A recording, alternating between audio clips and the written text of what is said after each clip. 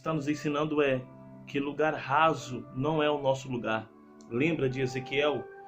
As águas estavam pelos tornozelos, as águas estavam no joelho, as águas estavam pela cintura, as águas já estavam pelos ombros, mas mesmo assim ele mergulhou. Lembra?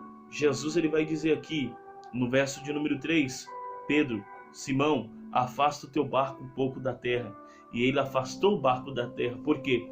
Porque lugar raso Jesus não queria. O que Jesus queria para ele era lugar de profundidade. Veja uma coisa, que Cristo, Jesus, quando ele entra no barco de Simão, quem entra primeiro no barco é Cristo. Segundo, quem entra é Simão.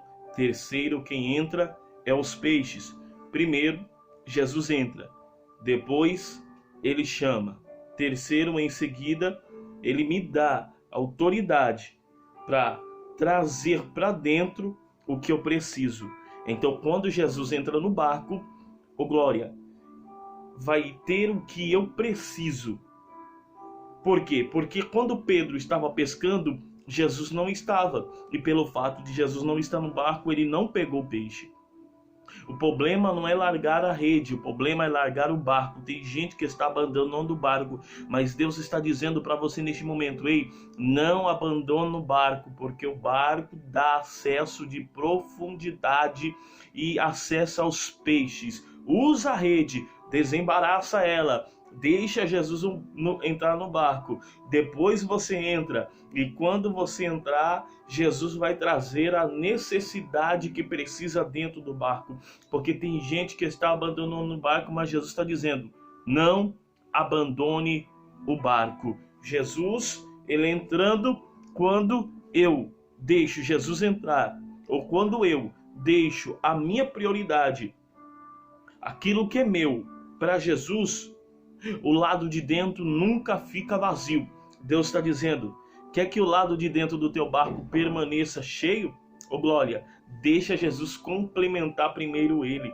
A Bíblia vai dizer que Jesus prega para Pedro e diz: lança a rede do outro lado. Aí Pedro diz: ah, Senhor, só porque o Senhor manda eu lançarei. Pedro foi obediente. Quem é obediente à voz do Senhor, quem é obediente à palavra de Deus, contempla milagres extraordinários. E aconteceu que, quando Pedro lançou a rede, a Bíblia vai dizer que uma grande quantidade de peixes eles pegaram.